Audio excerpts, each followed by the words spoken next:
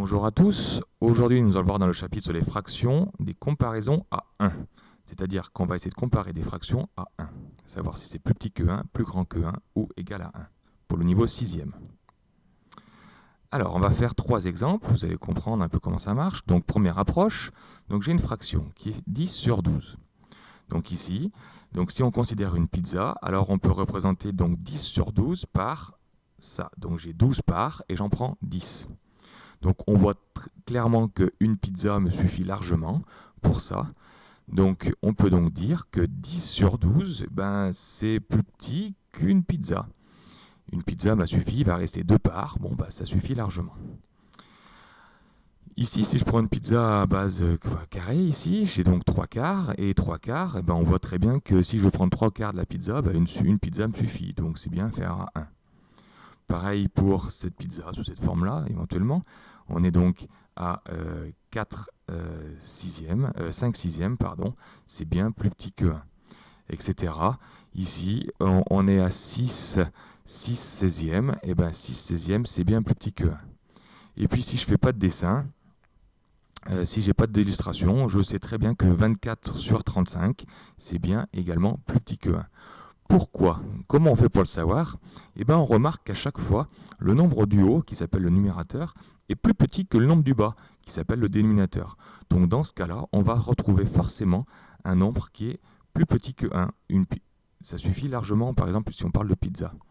Donc si le numérateur, c'est-à-dire le nombre du haut d'une fraction, est inférieur, donc plus petit que son dénominateur, c'est-à-dire le nombre du bas, alors elle est forcément inférieure à 1. Donc une pizza suffit largement à chaque fois si le nombre du haut est plus petit que le nombre du bas. On va faire un deuxième exemple. Donc j'ai une fraction 4 sur 4. 4 quarts. Donc si on veut représenter 4 quarts, ça nous fait toute une pizza. Donc on peut dire clairement, facilement, que 4 sur 4, c'est égal à 1. En effet, on a également vu qu'une fraction, c'est un quotient aussi. Donc 4 divisé par 4. Dans la table de 4, qu'est-ce qui fait 4? Ça fait 1. Donc on ne va pas aller très loin là-dessus. Si jamais je prends cette pizza ici, donc je suis à 8 sur 8. Et 8 sur 8, ça fait aussi 1. J'ai pris la pizza complète. Pareil pour 15 sur 15, sans dessin, ça fait aussi 1. Donc ici, c'est simple. Si on a le numérateur et le dénominateur qui sont égaux, comme 37 sur 37, ça fait 1. Donc la conclusion est très simple, c'est pas forcément intéressant, c'est que si le numérateur d'une fraction est égal à son dénominateur, donc si on a le même nombre en haut et en bas, alors elle est égale à 1, tout simplement. Et puis on va voir un dernier cas de figure.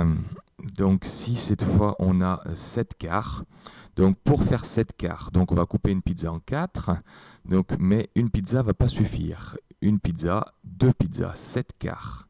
Voilà comment on a représenté 7 quarts. Donc on voit très bien qu'une pizza n'est pas suffisant, donc il en faut une deuxième. Donc forcément, 7 quarts, c'est plus grand que 1. On peut le faire sur un autre exemple. Donc imaginez, on a tout ça. Ici, on a coupé des parts en 8.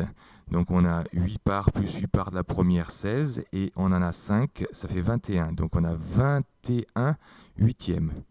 21 huitièmes, on voit clairement qu'il faut plus qu'une pizza, même il en faut plus que 2.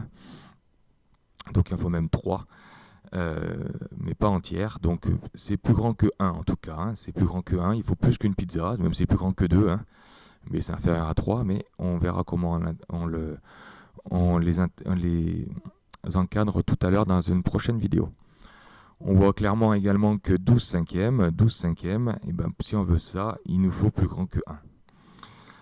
Il nous faut plus qu'une pizza, il nous en faut même 2 et plus une partie d'une autre.